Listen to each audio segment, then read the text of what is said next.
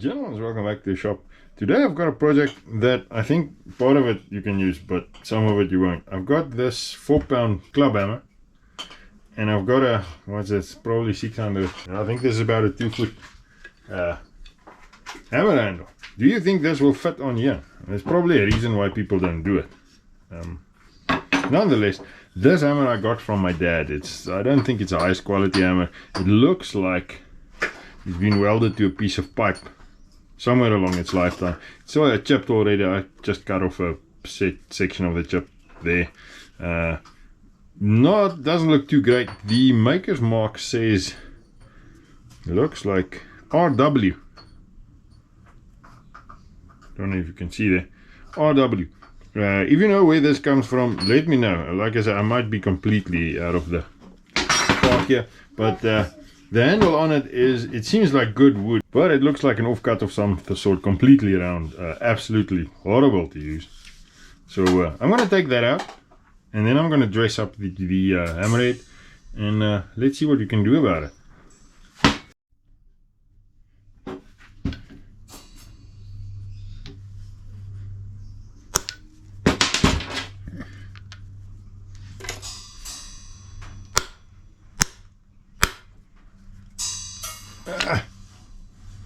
Okay, it's moving, but we need to get something else to work, yeah?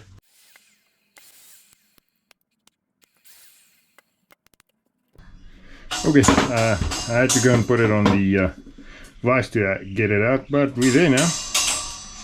And so let's start working on this thing and see what we can get to. I've actually got the right handle for the club hammer. I don't. If this one breaks off, then I'll put on this one. Let's see what we can do. Okay, I'm just gonna file out all this welding, see if we can't get it a little bit more smooth here on the top end. But I think I'm gonna need a carbide burr on a die grinder. I think that's gonna be the answer.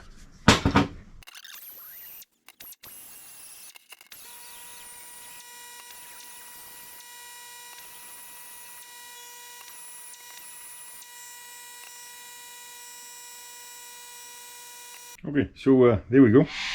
Polish it up. I think I'm not sure. I think I might have to do something up top here as well.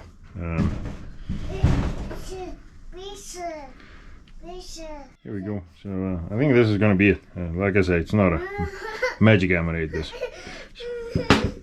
Okay. This handle is very close to fitting, so I'm going to use this one and just sort of line it up and trace it out, and use that as a starting point.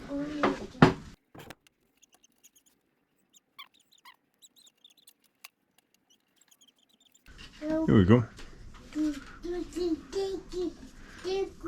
think I might be a little bit off, but I'll keep it on the high side.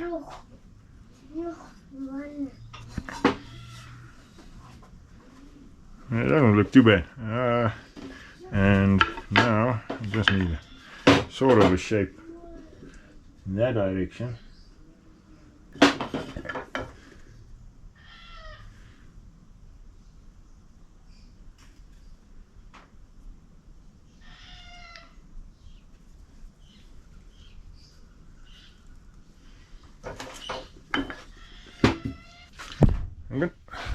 I'm gonna move you guys to the bandsaw, and let's quickly start cutting this thing out.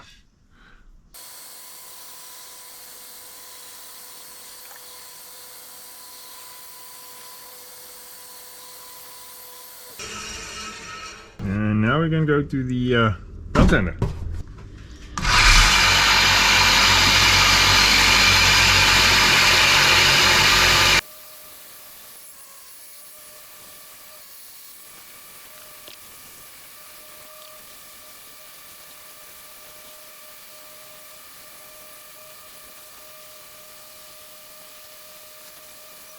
There we go, let's see if it fits.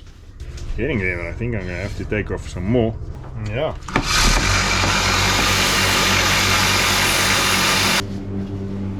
Okay, and there we go. After a lot of sanding, We've basically brought it down to just about this handle, which fits there semi-okay. This one is also going in. I think we'll make it work. It's going to take some hammering, but we'll make it work.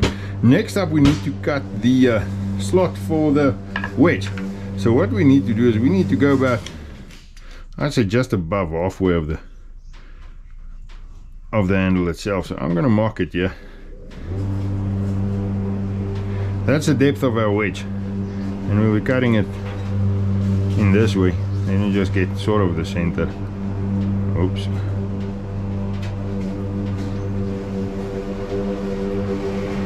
Here we go. Just gonna make sure that I've got a decent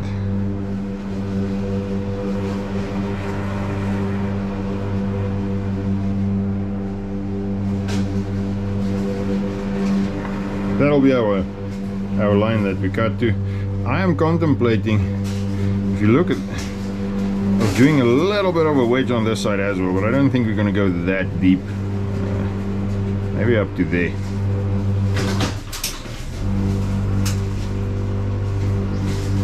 With that, we do a wedge in both directions.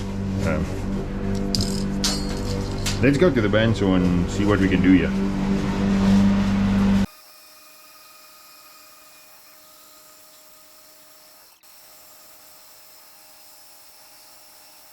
There we go. I think this will work. Let's see. Okay, I've got this piece of wood. It's fairly hard. I'm not even sure what it is. I think this was actually a piece of something that I had a braai with, but we'll use that for the wedges. Just get the pencil out here. So the first one's going to be the short one. So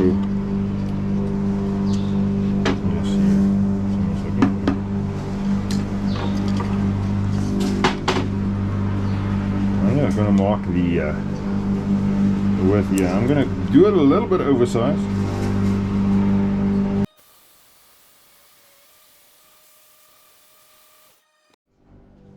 Okay, so I've marked out the next one. It's also far too long. We're just going to grind this one down as well. That's in the length wise. This will be the one that we use first.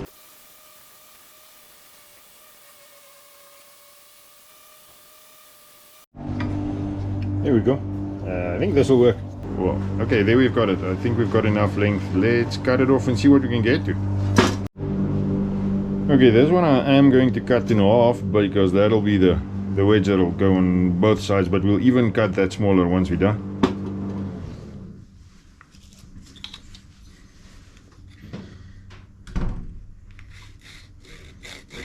Okay, so I've cut the wedge starting the width of the handle and ending just a little bit larger than the width of the head. So that will hammer in. I think we'll make it work. The other two we will cut down once we've got the main wedge in. So, and I started off, I'd say about 1/8 of an inch, 2 millimeters, not even 1/8 of an inch. Let's call it 1.5 millimeters. And I ended at, call it 4.5, 5 millimeters. That's the size of the wedge that I cut.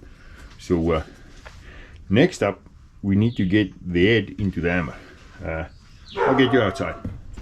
Now, everyone needs a piece of the best worst anvil in the world, sectional rail track. So I'm gonna chuck it on there. And I've got my 2-pound hammer, so we're gonna use that and start hammering this handle in.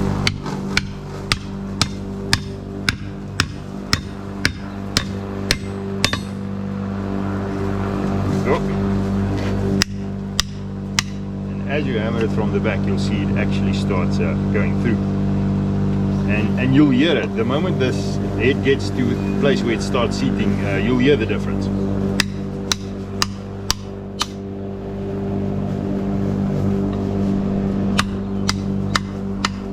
There we go. I don't think it's going to go in deeper than that.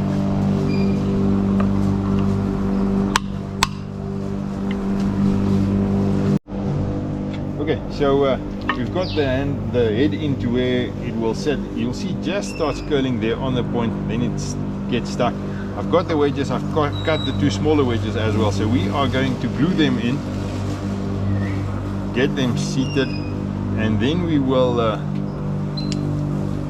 hammer them in. I've got my S-Twin 15-ounce framing hammer here, so let's get gunning on it.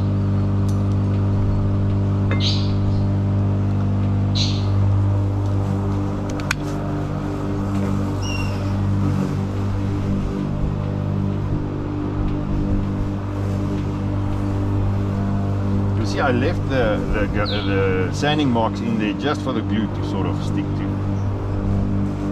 A lot of the glue is gonna run out the sides, but it's okay. Some of it's gonna stick. Okay, so I'm gonna face fit this one in here.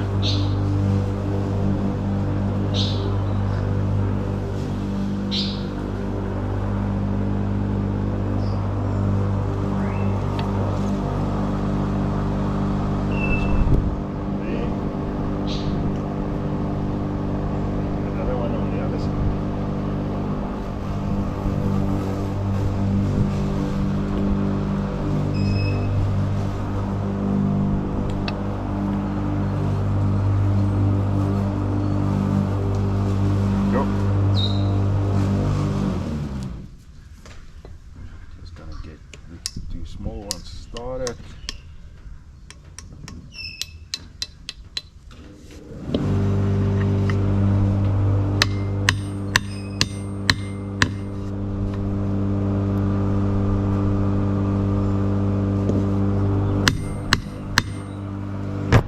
You found it.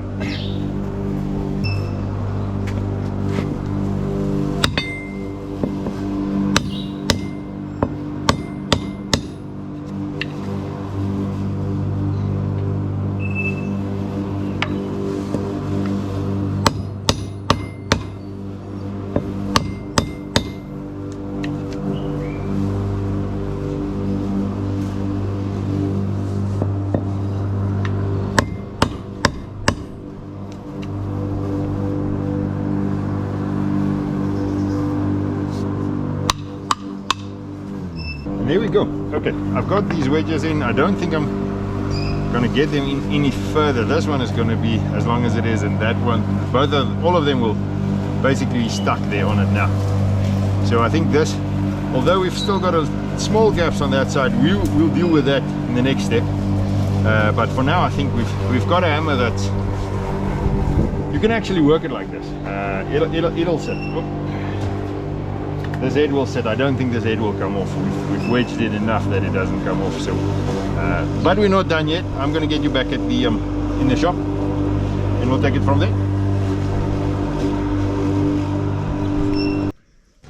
Okay, Jane. So now that we've got the wooden wedges in, there's still a little bit of a gap that we need to take up on the sides. But let's see if we can quickly get that sorted out. Now, normally we would put in a metal wedge. I haven't got one, so let's quickly go to the lathe and turn one. Okay, so I've got a piece of 10mm mild steel here. I don't have a circular wedge, so I'm quickly going to make one.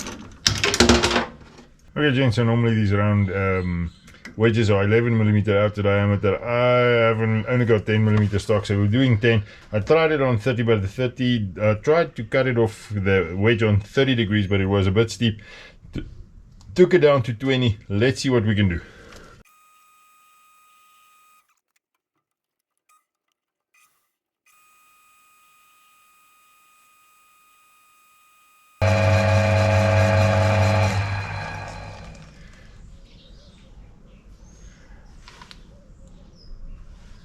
Gentlemen, and there we have it, our little wedge.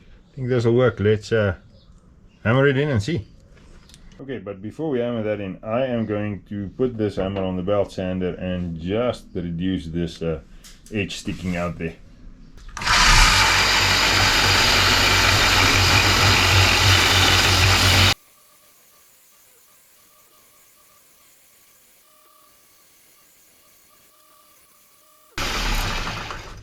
Okay, so we've got our little 2-pounder here. We've got the wedge that we've just done. I hope this is gonna work. I hope this is gonna expand the wood enough, but let's see. So I'm just gonna set it. We go.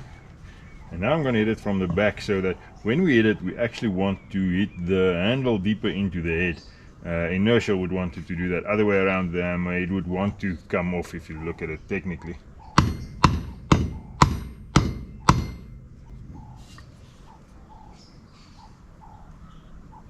Should have done 2.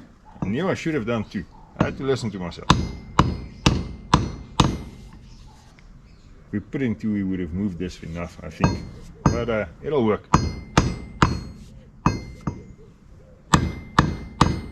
Okay, so there we go. The wedge is in, nice on the money. Didn't fill up the whole of that little gap there, but I think we expanded it enough where it shouldn't come off. We'll see soon enough. I am going to give this a run and see what we can get to. Next up we just need to finish off the handle. Okay gents, so the last step is just putting on a couple of coats of boiled linseed oil. Now this apparently can burn down your shop, so be careful with this where you throw your rag, and just make sure you give it a good coating, actually a couple of coats over a couple of days. The boiled linseed oil will harden, and it polymerizes and will harden, so then it actually creates a very good finish and protection on the wood.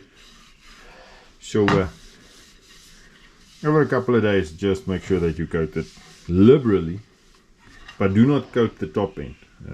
The reason being is if the head gets loose, or when it gets loose, you can just stick it into some antifreeze, and antifreeze sucks up into the wood and it expands, and then your hammer handle sits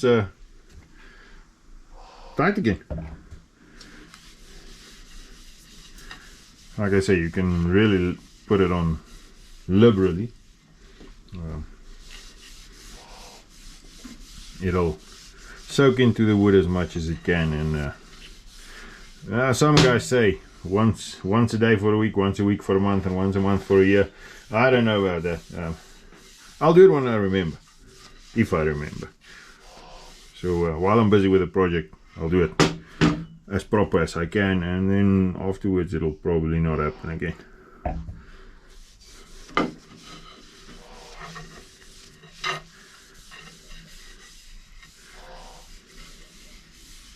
And there we go. I'm gonna let this sit and soak into the wood. I think this is about as good as we're gonna get it now.